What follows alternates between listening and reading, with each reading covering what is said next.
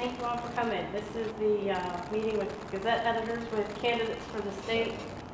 Oh, I'm so sorry. This is the first time I've done that. This is the meeting of Gazette Mail editors with candidates for the State Agriculture Commission. So what we like to do is we like to introduce ourselves first, and then we'll ask you to introduce yourselves and just say for a minute, less than a minute, why you're running, and then we'll do some questions. We start down on the end. Hi, I'm Eric Gare, State House reporter at the Gazette Mail. I'm Whitney Burdett. I'm an editorial writer for the Daily Mail Opinion Page. I'm Dawn Miller. I'm the Gazette Opinion Page editor. I'm Greg Moore. I'm the managing editor of the Gazette. This is Lisa back here on the camera. So, introduce yourself and tell us why you're running. I'm Kent Lingenhart, Republican candidate for Commissioner of Agriculture. And I'm running because I believe there's opportunities that are being missed in the Department of Agriculture for the state of West Virginia. We have a huge deficit in agriculture from what we consume to what we actually grow within the state. We have a national voice that needs to be used on the borders of the U.S. and those type of issues. And we also, the food insecurity level, according to the U.S. Department of Agriculture, continues to rise. And I'd like to be able to make a difference, having started a farm myself from scratch, restoring an old abandoned West Virginia farm. I feel I'm most suited to be able to do that. I'm Walt Helmig, Commissioner of Agriculture for West Virginia, and I'm running to continue the progress that we have made in agriculture. We do have a significant deficit. In West Virginia, we consume $7.3 billion worth of food, and we grow significantly less than one.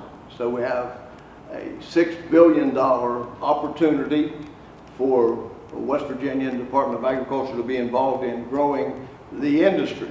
And so we look at the 6 different elements and different parts of agriculture, and we do very, very well. And they've done well over the years. For instance, our Department of Timber Management, Timber Health, we have that opportunity there and that responsibility, and we do very well there. We do very well in the accounting area. We do very, very well in the quality of food products in West Virginia. And so I want to continue on with it. But the big part that I want to continue with is the development of product in West Virginia that we once grew.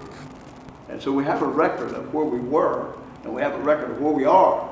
But we want to go forward. We want to move forward and to close that significant deficit that we have of $6 billion. And I want to emphasize that at one point, West Virginia was truly an agricultural state. And that was up until about 1930. We grew everything that we consumed, basically, in West Virginia. And we also sold to the outside world. But we got away from that process. When steel came to the northern panhandle, those people, for instance, in Marshall County that were big agricultural people, they went to the steel mills. Now, I understand that and appreciate the fact that they were able to find employment that was more stable than agriculture was in those days. In north central West Virginia, they left agriculture in Harrison County, Gilmer County, and Lewis County areas, as well as Upshur, and went to the glass industry. Here in Kanawha County was a good agricultural area. For instance, we were number 2 in Kanawha County with 2,200 acres of potatoes. Now, that's more potatoes growing in Kanawha County than there are growing all over West Virginia today. We also had 300, and some of these numbers are staggering, 315 acres of strawberries growing in Kanawha County. These were mostly growing over in Davis Creek. So the lands here, we have 4,000 acres of tillable land in Kanawha County. So we know that if we have the aggregation points and can put the right type of program together, which we're doing, and we have examples of it throughout West Virginia that are positive. We have the aggregation points in place in Huntington. We're looking at pilot projects throughout West Virginia. The one that does it in Huntington, that feeds the plant in Huntington. The 6 counties that make up the aggregation point there are Jackson, Mason, Lincoln, Putnam, Cabell, and Wayne, with the aggregation point being in Huntington. Okay, good, thanks. Who wants to start? Mr. Lingenhart, Mr. Helmig was talking about when he calls this deficit. Do you think that's a Do you think that's a reasonable target for West Virginia to shoot for, to grow everything we consume here in the state, or is that something we should be shooting for? Well, we should always shoot for that, yes. But realistically, we won't get there all the way. I know they talk a lot about, I know potatoes are a big thing in the discussion, but the economics have changed. In the 1930s, we didn't have the freight rails, we didn't have the transportation systems, and people had to grow what they could grow to feed themselves. But as time has gone on, and yes, people left the farms to go to other industries and things of that nature, but we do have some opportunities here in West Virginia to grow, know your farmer, know your food. There's a big push on GMOs that people are concerned about GMO. Well, if you know your farmer, you know your food, then you know you can get non-GMO foods if you're working with that small local farmer. So there's some opportunities. There's also the opportunities for that same local farmer that's helping feed the local West Virginian, but to export. The Department of Agriculture's one of the main missions is marketing. And we need to look for those marketing opportunities outside the state and export those products so that we can bring the revenue back into our state, which we sorely need. So yes, we should shoot for that goal, but there's also opportunity to piggyback onto that, as you would say, and export those goods and bring those dollars back into West Virginia. I don't know if there's any follow-up part on that. We heard about that. Okay, so as I'm listening to you talk about this issue, I can't help but think, well, every time I go to Berkeley County, I see more arable farmland paved over for another parking lot or another Procter & Gamble site. So I'm wondering what, if anything, an agriculture commissioner can do to keep good arable farmland in use, or at least available. Because once you pave it, it's gone, right? Yes, in Berkeley County, we have some 22 to 24,000 acres of tillable land that's there today. That used to be. Yeah, it was bigger at one point. And now in Jefferson County is our number 2 county in tillable land. They have 39,000 acres of tillable land. And where we once grew, now when we grew 6 million bushels of potatoes in West Virginia in 1927, and that was significant. And in those days, we had equipment that's nowhere near what we have today. So it was extremely difficult to grow, but they did grow 53,000 acres of potatoes in West Virginia. And they did it with archaic equipment. Now, today, where they got 100 bushel of potatoes to the acre, that's what they averaged in those days. Today, we'll average 300 to 350 on our pilot projects, and we have about 8 or 9 of them around West Virginia, scattered different locations, seeing what we can do at that area, using West Virginia University's horticulturists and agronomists, and West Virginia State's horticulturists and agronomists. We know that we can get in the range of quality product here on the East Coast of 350, 400, maybe 450 bushels per acre. And that makes us very competitive. West Virginia is an excellent state for growing a lot of the root crops, not only potatoes, but a lot more so. That's why we put a plant in Huntington. We purchased it and paid for it with money from timber sales and on our land in Randolph County at Becky's Creek. But there we can process onions.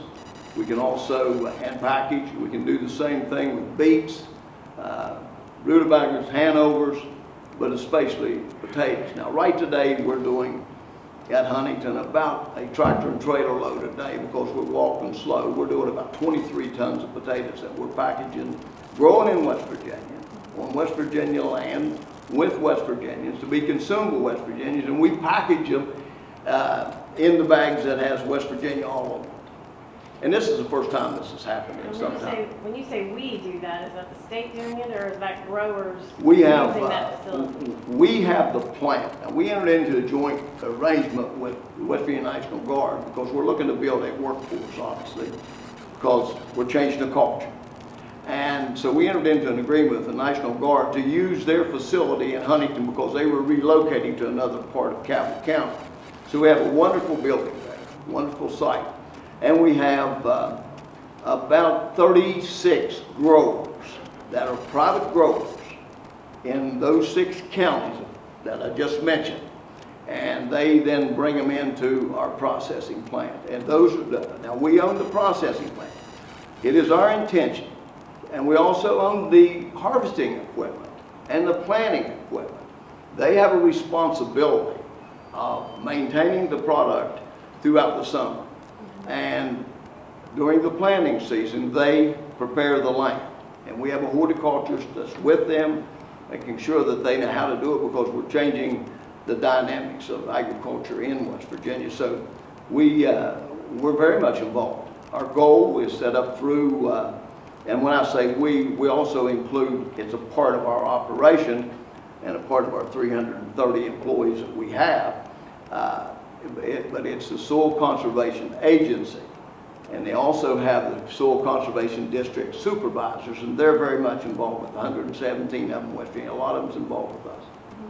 So it sounds like you're saying losing arable land to development is not much of a problem? You don't see that as an issue? No, I don't see the land available in West Virginia. No, absolutely not. We have in Mason County, now that's arguably one of the tops. We all understand that. Good level land, and there is 39,000 acres of it. Okay, very good. Okay, Mr. William-Hart, I originally said, is there anything that the Agriculture Commissioner can do to preserve arable land that can produce these crops? Yes, and I'd like to respond to some Sure. of what was said Sure. here. First of all, there's a program out there called Farmland Preservation, and that's where through various different mechanisms, and a lot of it's charity organizations donating to this around the country, to where they can come in and they can buy the developmental rights from the farmer, and then that land stays in perpetuity within agricultural production. I helped a cousin actually instill one of those volunteer and donated ones in New Jersey. As her executor of her estate, she wanted to make sure her property stayed in farmland in New Jersey, and she asked me to institute that. So I was very instrumental in getting that 100 acres forever preserved. She said she didn't want to be on her pink cloud looking down and seeing houses developed over it. So yes, those are programs that are out there. And the Department of Agriculture can be very much instrumental in doing so. Now, the Commissioner and I differ greatly on these projects that are being undertaken by the Department of Agriculture. He seems to be for a little bit bigger government, I seem to be for smaller government. The aggregation center is a great idea. I talked about it in the race in 2012, and I applaud him for taking that idea and running with it. But the nice thing, but I would have done it, I've done it totally privately. I don't think we should be using taxpayer dollars to run a private industry. The state of Ohio has aggregation centers. They've all been done by private industry and not costing the taxpayers any money. Timber sales, when they come off a property, those are taxpayers' dollars. They don't just belong to the state, because those trees belong to everybody in the state. So when we do a timber harvest, those trees that are harvested and the money that's generated from that belongs to the citizens of West Virginia. And it should be a responsible use of those things, and I don't think subsidizing some of the issues that are being done. I got the figures from 2015 that the West Virginia Conservation Agency used. Mr. Farkas told me they spent $178,000, and they grew $178,000 worth of marketable potatoes. That's $1 a pound.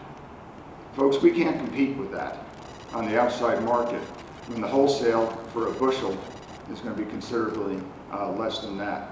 So I think we're barking up the wrong tree here when we're trying to do these things. But again, we talked about earlier in an earlier question on specialty crops.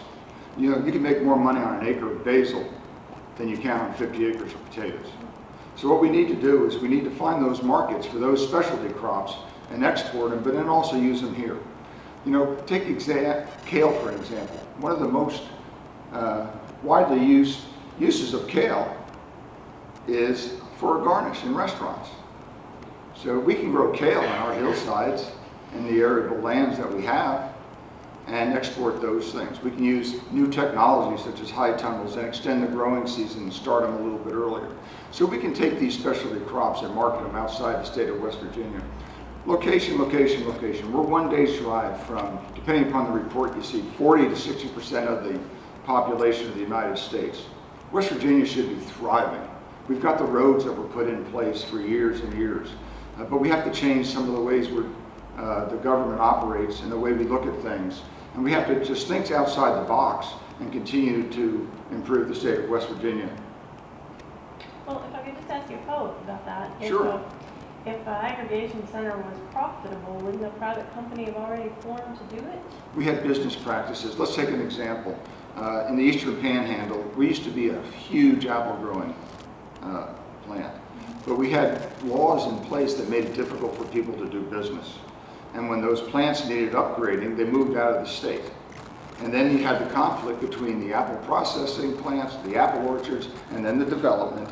And it was easier for an apple orchard to sell his land to development, and our apple industry declined.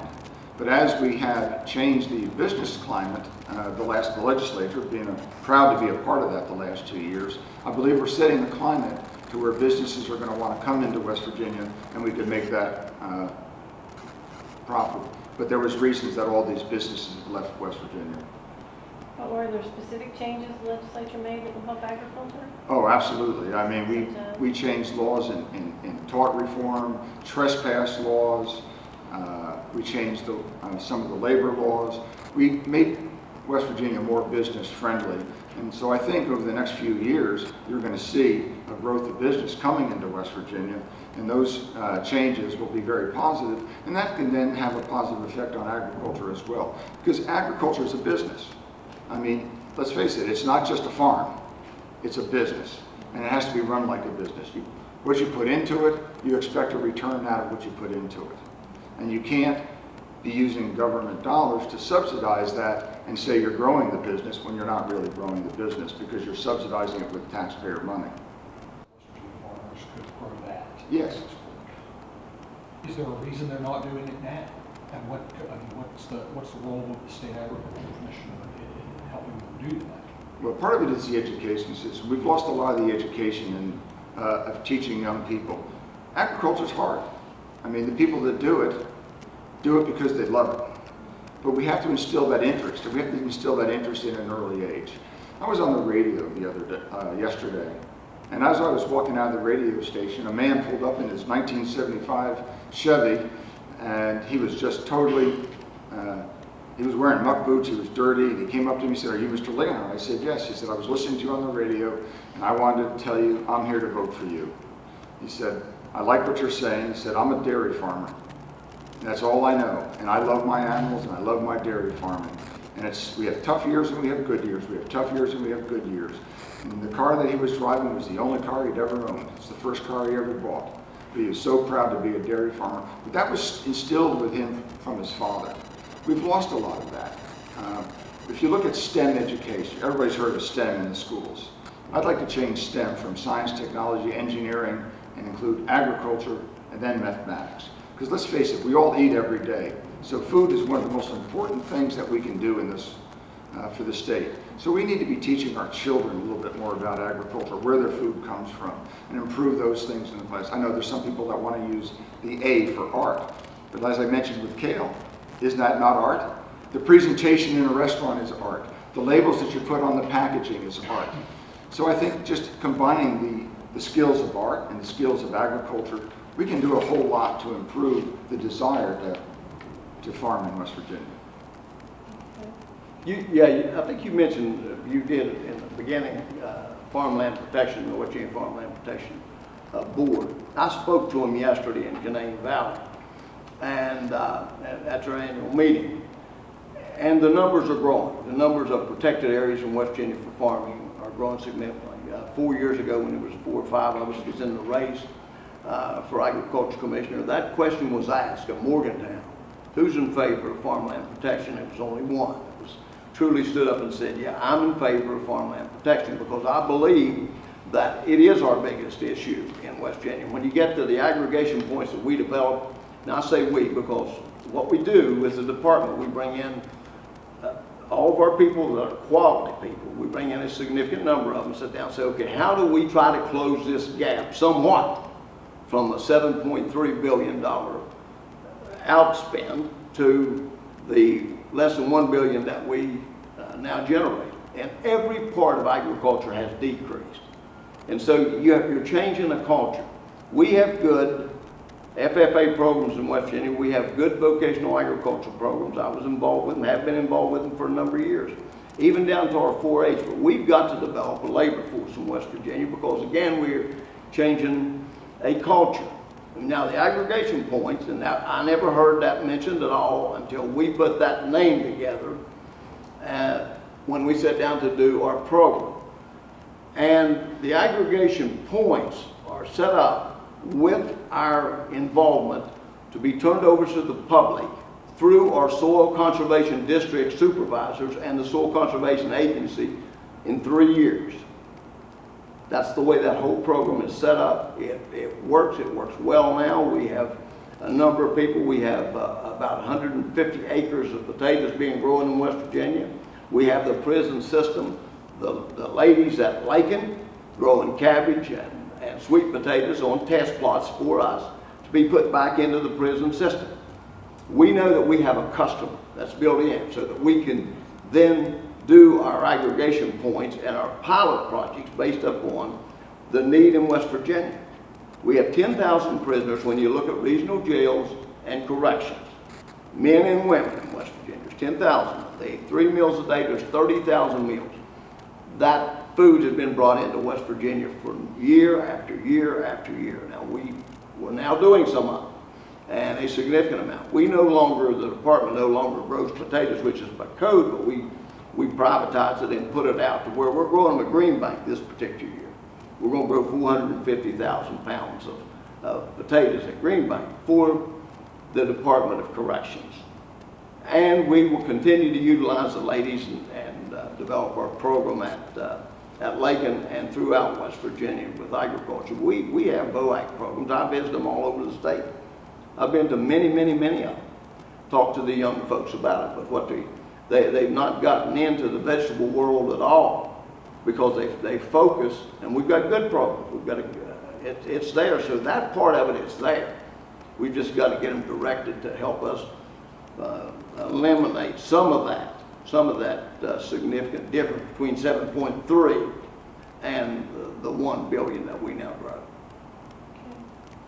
I want to just ask you a clarifying question there. When you talk about that aggregation point in Huntington, we're not shipping produce and perishables all the way from the Eastern Panhandle to be packaged up in Huntington, are we? No, we do it in, and I'll give you the aggregation maps right here, but we have it broken down. We did this in the beginning, but there's 6 counties that will feed into that plant. Again, those counties are Jackson, Mason, Putnam, Lincoln, Wayne, and Cabot. You did say that, okay, thank you. That makes up that aggregation point. Now, they have one here in Charleston, which we intend to do on the east end, up next in that Bell area. We're looking at a site there. That particular aggregation point will take product from Rome County, Clay County, Fayette County, or Kanawha County. Okay. Is this just for the potatoes or for all? No, it's for all of them. It's the processing piece that we put in, and we go slow with it. Got pictures of it here in Huntington. We'll take care. It's for root crops. It's for beets, onions, potatoes, and so all those will come into the aggregation point to get people started in what we're trying to do in West Virginia. Now, if the private industry was going to do it, why haven't they done it since 1930? Somebody has to have the leadership and show the leadership ability to step forward and say, this is the way we're going to do it. This is the way we're going to establish the program. Now, the leafy greens, we also have at Huntington the ability to package leafy greens, the lettuces and whatever. Corrections came to us this year after we pushed them to work with us, and they came to us and said, yeah, we'll buy 450,000 pounds of potatoes. We'll also buy 310,000 pounds of lettuce. Well, we don't grow lettuce in West Virginia. That's brought in from California or somewhere else. And to say that we can't be competitive in West Virginia, that we can't grow potatoes and we can't be competitive, and we can't have something that was here years ago. Farm to table, which is the big movement across the land, was here years ago. That's what we did. And so we can do it here in West Virginia. We know that we have two wonderful institutions, West Virginia State University. It's a land grant school, and West Virginia University, that's also a land grant school. Okay. I just want to stay on potatoes here. Sure. Senator Leonhardt, would you then do away with the potato, I think it's called the potato demonstration project? Is that, if you were elected? Well, I'd have to go and look at all the actual final figures, but the figures that I'm getting right now saying the way we're doing it's not working. That doesn't mean we wouldn't do it on a smaller project trying to encourage and teach consumers to do it. But with our state's financial crisis, I'm not in favor of growing potatoes at $1 a pound when we could, and then turn around and giving them away to people, to the schools and things of that nature, which is all laudable. But we could buy those potatoes for 50 cents a pound and give them away and save the taxpayers a whole bunch of money. When you talk about trying to take leadership, I think we should be using leadership and showing the private industry how to do this and encouraging private industry to come in. This is part of leadership. It's part of going out and being the chief salesman of agriculture in West Virginia, saying this is what West Virginia can produce. This is what West Virginia can do. And I'm here to help you with technical advice. We've got 2 great land grant universities that are willing to do that. But you have to have a salesman in chief in agriculture to encourage these things to happen in West Virginia. We should always try to do it with private industry before we try to do it with government. Just like the cows. I mean, suddenly we heard about buying cows in Oklahoma. We have the best genetics in the country, in the state of West Virginia. I spent the afternoon, an hour or so, with the largest cattle producer in Hardy County, cattleman in Hardy County. And he said, Kent, we have the best genetics there are in the state of West Virginia. We don't need to go out of state to try to improve the genetics and spend that kind of money on those things. And it was a farmer just looking through a sales report that saw $10,000 cow purchased by the Department of Agriculture, West Virginia Department of Agriculture. And he was going, what?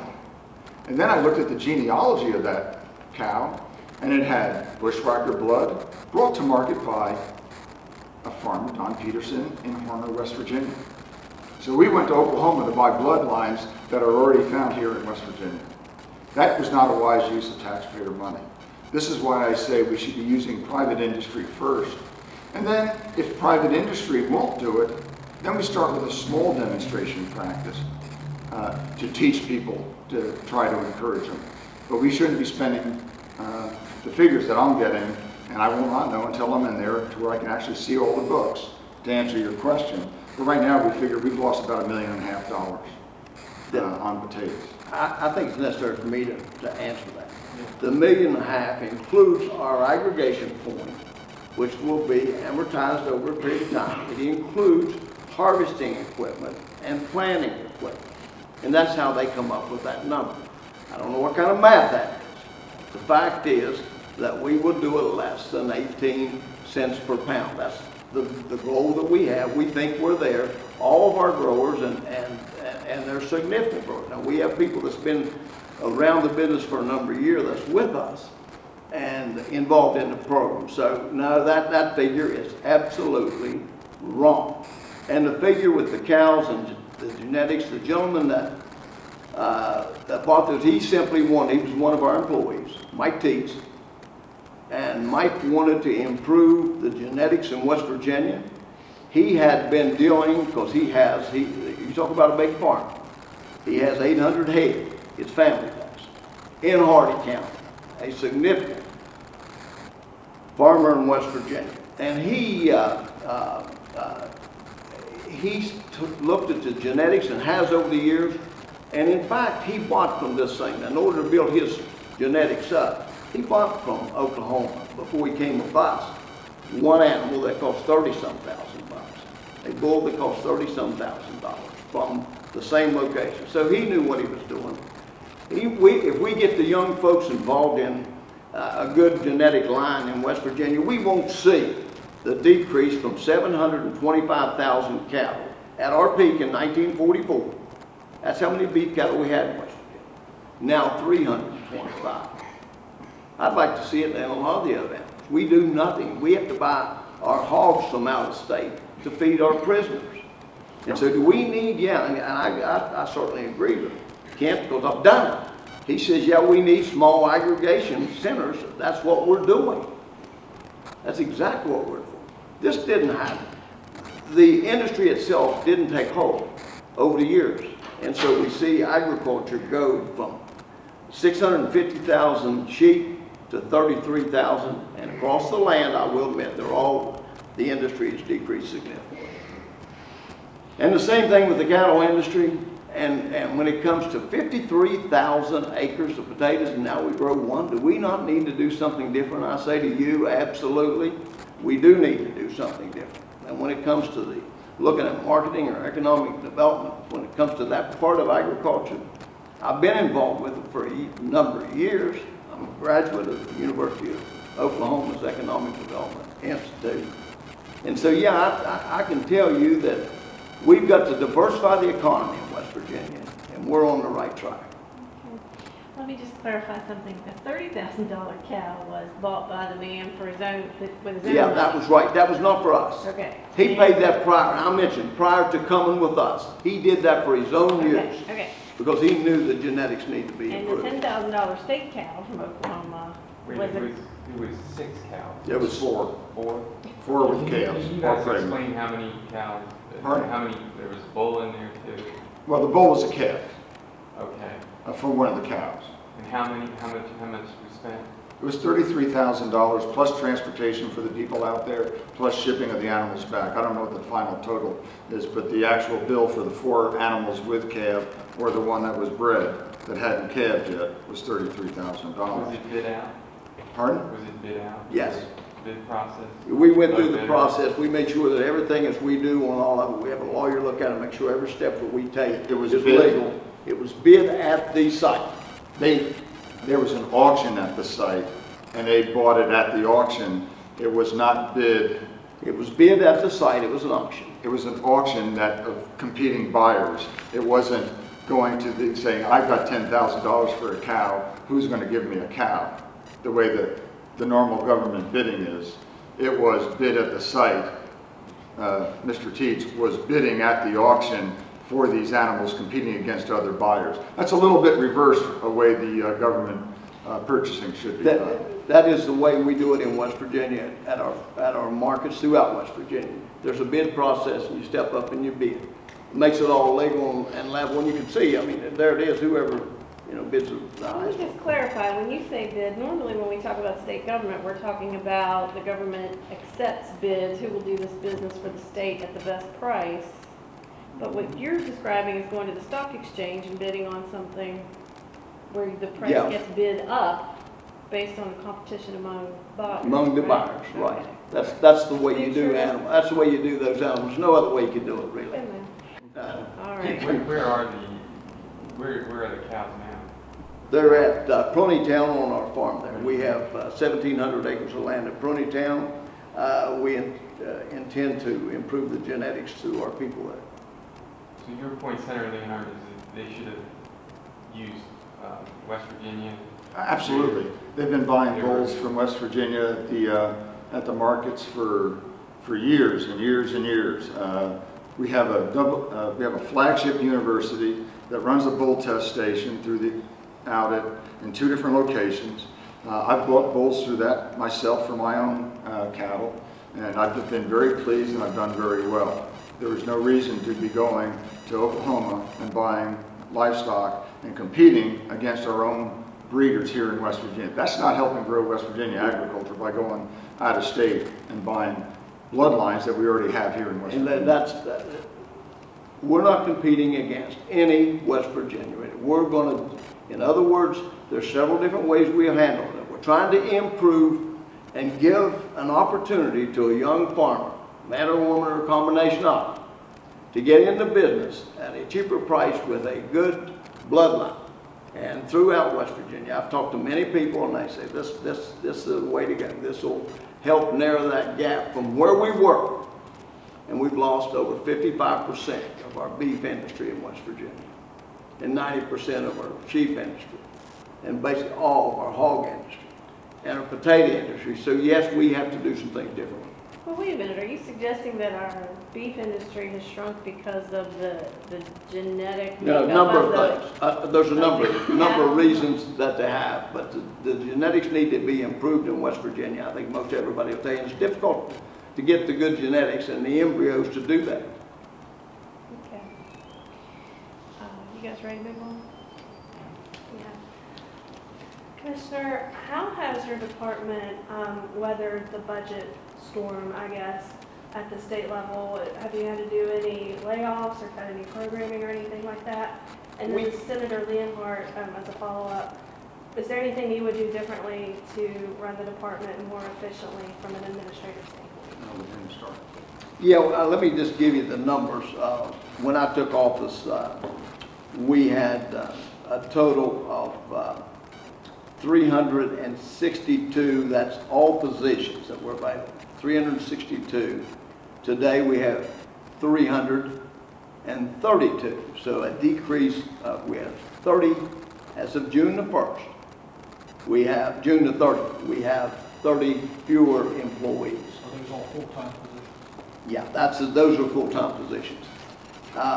And we have our budget, the general revenue, we've been stripped of $3,761,000, and then that is budgetary cuts, and then they reached over in and got $1 million from a special revenue account, so a total of over $4.7 million. Which account did they get that? Pardon? Which special revenue account did they get that? That special revenue account was probably a combination. It's been $1 million total. Now, actually, there was another $7,750,000 that was in agriculture that was stripped out of there too, but I didn't think it was because it was for a flood protection program in our conservation district supervisor's capacity in Greenbrier County, and so we didn't include that. But the total with the West Virginia Department of Land Protection, West Virginia Conservation Agency, all told is $8,509,000. That's been taken by. We have 30 fewer employees, and we have taken on additional responsibilities. We now have we have the responsibility of the servant animals, the deer, and we're also doing hemp production. We have 8 test plots, if you will, throughout West Virginia in hemp. And then we're also, now this number at Cedar Lakes will be included later, but we also have taken over Cedar Lakes. And there's a reason for all those. We wanted Cedar Lakes. We wanted to educate practical farming applications. Well, obviously, I'm not privy to everything that's going on in the department right now. But just on the surface, if you went to the commissioner's website, he talked about special project officers throughout the state. I kind of find it hard to believe some of these are former delegates that have left the legislature, and now they're drawing a little higher salary from the department. So we have to take a hard look at what those special project officers are doing. We've heard about the problems throughout statewide. One vehicle for every, and this is coming from fleet management, there's one vehicle for every 4.9 employees in the state that we're paying on. And we're paying taxes and insurance on vehicles that aren't even in, well, we're paying insurance, not taxes. Insurance on plates that are in desk drawers somewhere. So obviously there's some inefficiencies going on throughout our state government that we need to get a rein on. And I'd have to look at the vehicle use there. There's also, I was approached by a beekeeper the other day saying, they're going out and they're inspecting 1,000 people with 1,000 hives, but I want to ship my 50 bees from my 50 hives. I'm a part-time beekeeper. He said, but I can't get an inspector to come out so I can ship bees across state lines. We have to look at smarter ways to do things. We have to look at cross-training individuals. When you're talking about marketing for the auctions, if you do have a good marketing program, which is a responsibility of the Department of Agriculture to market and to help find new markets, you can increase the value of each cow being sold out to the, particularly when they're being shipped to the feedlots out west. Because if you can pool them together, you can get the dollar. If they're all the same size, somebody's more likely to buy them. He'll pay a premium because he knows he can finish the animals off at the same time, and they'd all come at the same time. So there's a reason for doing those things, and that's a worthwhile program. The cattle grading, but that ebb and flows. They're busier in the spring, they're busier in the fall. Those need to be retrained a little bit in some other areas of the Department of Agriculture. They already have an agriculture background, they understand the terminology, and they can be used in other areas. Maybe even train them to inspect some of those smaller beehives because they're located throughout the state. We can do greater efficiency with the personnel that we have, from what I've seen already, sitting as Vice Chair of Agriculture in the Senate. So I've seen some efficiencies that can be had, so we can use our tax dollars more wisely. I was on the Ag Committee for 24 years when I was in the legislature, so I followed. I knew there was a significant opportunity, and that's why I wanted to be Ag Commissioner, to do something to change the economic status of West Virginia and use agriculture in that regard. Down south, even though we talk about the bees and whatever, yeah, we have more inspectors. We just hired another one 6 or 8 months ago, inspector for North Central West Virginia, and Wade Stilter does a good job in the southern part of the state. We have more emphasis on the apiary industry than we have. Same thing that we have on some other niche markets we have in the maple syrup industry. Yes, we're growing it. The numbers are better now than they were. But down south, we have to put some emphasis on the 105,000 acres of mountaintop removal site. And so the companies that we deal with, and we deal with many, are looking, in this case, it's difficult to grow from the inside because you're looking at a bigger operation than we're doing with our aggregation points. So in southern West Virginia, we have a former delegate there that knows that area very well. He represented that entire area of West Virginia, and he can work with Marshall University. And we do on water amounts, the volume and the quality of it, and how much level land we have. They basically look for 4 to 5 things. Number one, they look for level land that is remote, and we have that in West Virginia. They want rail service because there's a significant amount of product, grain, soybean, corn, that has to be shipped into West Virginia. And so we look at the rail service we have an excellent one in southern West Virginia. That's services because it was a mining industry. So yes, we can bring that product in. Level land, water, we have it because we cleaned the coal. Water, level land, transportation, we have the good rail service, and we have the remoteness. And so yes, there's some things we can do in southern West Virginia. We have to have and we have one person looking at that, working with us down in those southern counties of Boone, Logan, Mingo, McDowell, and Wyoming counties. Those are counties that do not have tillable land, but they have a significant potential. It's ironic that the one company, Prestige Farms in North Carolina, by the way, where we do zero, in the pork industry, they do $2.5 billion in that industry. They bring the food source from the West. A little bit of it out of the Carolinas, but the vast majority is brought through southern West Virginia to North Carolina. And so the one company we deal with produces 6,000 piglets a week, up to 12 to 14 pounds. All the feed for those come through southern West Virginia. And then the piglets come back through West Virginia and take Route 35 and go to Iowa to be growing out to 250 pounds. So we have looked, we've done our due diligence. So we know what they need. We've had those people here. They've looked at our sites, more than one company, but the big one was Prestige. And I'll just lay out exactly what we've done. We look at southern West Virginia because we know we have a significant opportunity there, not only for the pork industry, but for the chicken and the cattle industry as well. And not the cattle industry grow, because it's not grazing land. That's not what we're talking about. We're talking about the food source and the fine railroad system we have, and we'll bring it from the food source from Kentucky, Indiana, Ohio, and some out of Illinois.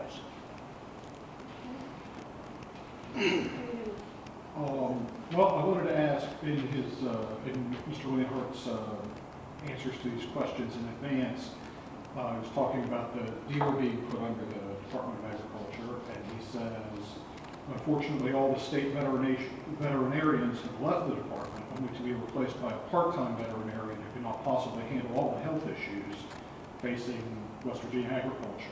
Yeah, Is that no. right? No. Okay. How many veterinarians do you have on staff? We have one on staff at our Moorfield office, Full-time, part-time? full-time vet, That's Dr. recent, Harper. though. You just put her on full-time.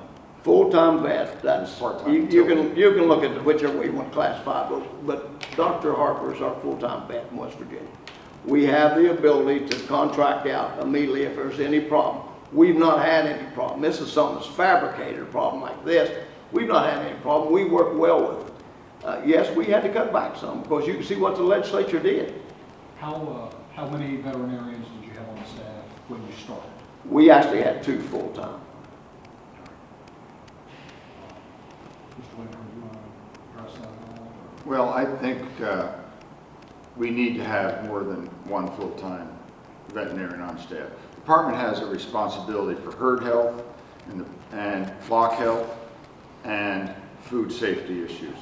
And there's just no way, given the responsibilities of those jobs, for the safety of the public in West Virginia, to not have 2 full-time people on staff.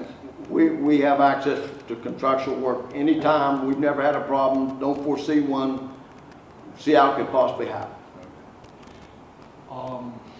One of the, and I don't know the exact relationship here, but in some way, the State Department of Agriculture is responsible for helping to run the capital market here in Charleston. Yes. It's subsidizing in some way a certain instrumental in the startup of it. Mr. Leonhardt, is that something you think that the department should be doing? I have no problem with the department getting in initially to help some of these local markets get started, but we have to have a plan to where they become self-sustaining. West Virginia's got a serious budget problem. We need to really look at that. But until I'm in there and I can look at all the figures, it's really hard for me to make a judgment on how much it's costing and where it's going But from. in general terms, if you're agriculture commissioner, you would be looking to get the department out of helping to run places like the capital market. I would keep the Department of Agriculture as an advisory position to it, to help them succeed, help them look for those producers to fulfill that market and to make that need. I would stay involved in that way. But as far as, we just have to look at the whole budget as a process. We have to set our priorities. I mean, let's face it, the state, for the next couple of years, we're going to have problems financially. And we're going to have to, and all the agencies, all those Board of Public Works positions are going to have to look very hard at make sure we're doing programs that are really going to move the state of West Virginia forward, keep our citizens safe and healthy, and we have to prioritize. And we're going to have to, it's going to be tough choices. And it's going to take leaders that have been in crisis situations like I have in the military to be able to stand up to those type of stresses.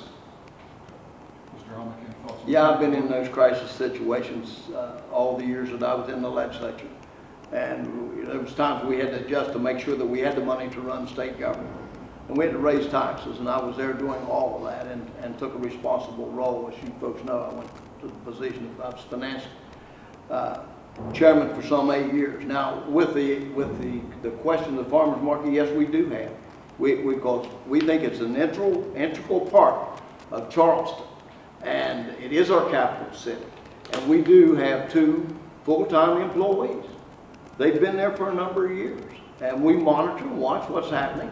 But we have a number of growers throughout the year we want to be West Virginia growers. And so we feel that it's necessary for us to have that involvement. We've worked well with the city of Charleston and intend to work well in the future. Now, let me go a step further.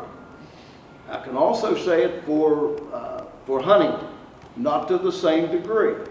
We give them money out of our budget, and we've been able to do that, and to the Wild Ram and to the Farmers Market in Huntington. So yes, we're involved there. We've had a market. We had a market and the way we did this, the way we come up with the money, was we had a market in Inwood that we closed, and we were losing significant money. And so when I became the Commissioner of Agriculture, we made the decision to close Inwood and privatize it. That one has worked very well over there, but it saved us about $350,000 that we could do some other things in West Virginia. So what's the difference over there as opposed to here or Huntington? As opposed to here, that one over there was not operating as efficiently at all as the one here is. Didn't have the type of involvement that it has here. This market involves a lot of people. There's a lot of folks. It's a wonderful part of the city of Charleston, and that was not over there.